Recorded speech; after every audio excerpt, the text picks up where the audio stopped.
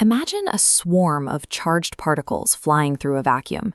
They are all moving in the same direction, but at wildly different speeds. If you're a physicist trying to run a precise experiment, this chaos is a problem. You need to extract a single, specific speed from this beam and discard the rest. The physical device engineered to solve this exact problem is called a velocity selector. It acts as a highly selective filter.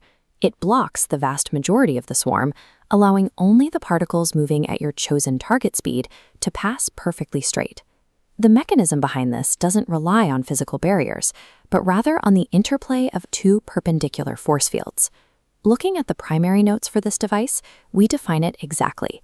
A velocity selector uses perpendicular electric and magnetic fields to allow only charged particles with a specific velocity to pass undeflected. And, as the final clause notes, it actively filters out all others. To see how this filtering actually works in practice, we need to step inside the coordinate system and use vector math to track the forces at play. By doing so, we shift from a chaotic physical sorting problem to a solvable problem of mathematical geometry. We translate the physical device into hand-drawn x, y, z axes. The incoming particle travels strictly along the x-axis, its velocity in the i-hat direction. We apply the electric field up the y-axis and the magnetic field outward along the z-axis, making all three mutually perpendicular. Because the particle is charged and moving through both of these fields simultaneously, it will experience two distinct physical forces. This specific three-axis arrangement is the orthogonal field configuration, the foundational setup required to create opposing forces. To calculate those forces, we use the universal Lorentz force equation, written here. The first half calculates the electric force, charge, Q, times electric field, E. The second half is the magnetic force, multiplying charge by the cross product of velocity and magnetic field. Right now, this equation is completely general. To see how our specific device works, we have to map our 3D spatial setup onto it. On the second line, we substitute our specific unit vector directions. The electric field becomes bound to the y-axis, j-hat. Inside the cross product, velocity is locked to the x-axis, i-hat, and the magnetic field to the z-axis, k-hat. The direction of the electric force is already straightforward. It points in the positive j-hat direction. But to find the direction of the magnetic force, we must solve that exact cross product.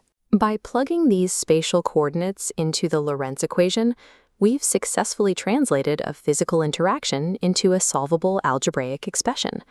Let's isolate the cross product, i-hat crossed with k-hat. We cross the positive x direction into the positive z direction. Applying the right-hand rule, fingers along x, curling toward z, yields a perpendicular vector pointing downward in the negative j-hat direction. Returning to the notes, we see the result of this math on the third line. Notice the minus sign that has appeared, a direct consequence of that spatial cross-product geometry. Physically, this means the electric force pushes the charged particle upward in the positive j-hat direction. Simultaneously, the magnetic force is pushing that exact same particle downward in the negative j-hat direction. Decoding the cross product proves the physics setup worked. The two forces are perfectly aligned along a symbol axis, but point in exact opposite directions, ready to cancel each other out. We can now simplify the expression by factoring out common variables. This gives us the equation inside the central box, pulling out the charge Q and the j-hat direction. The total force is simply its charge multiplied by the difference between the electric and magnetic forces. Remember the ultimate physical goal of this device. We want a target particle to pass through these fields completely undeflected. To achieve an undeflected path, the net force on the particle must be exactly zero. Applying that condition, the internal force difference, E minus VB, is set to zero.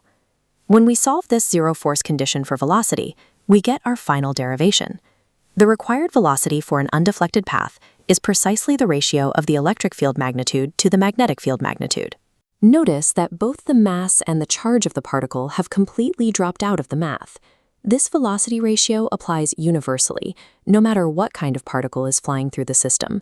When a beam of diverse particles enters the three-dimensional space, the one traveling at exactly E divided by B flies perfectly straight. Any particle moving faster or slower experiences an unbalanced force, deflecting upward or downward and filtering out of the main path. By tuning the dials of the external electric and magnetic fields, physicists use this ratio to sort subatomic particles by speed.